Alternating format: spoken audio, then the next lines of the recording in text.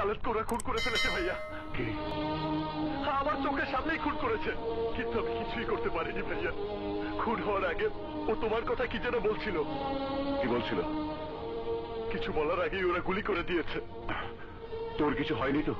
না ভাইয়া, কিন্তু পুলিশ কমিশনার আমাকে খুব জেরা করেছে, মাঝে মাঝে প্রশ্ন করেছে।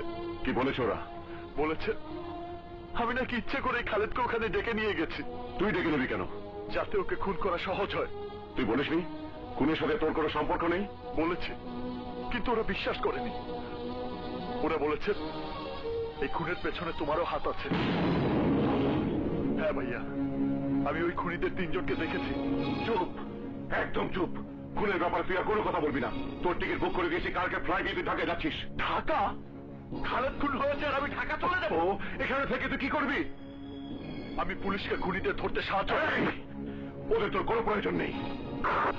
কিন্তু বৃষ্টির তো আছে, খালেদের আত্মার তো আছে। খালেদ মরে গেছে, কিন্তু আমি তো বেঁচে আছি। আমি ওই 3 খুনিকে খুঁজে বের করব, ওদের ফাঁসিতে ঝোলাবো।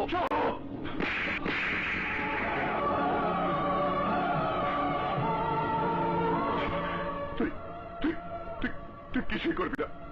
চুপচাপ ঘরে বসে থাকবি, ঘরে বসে থাকবি।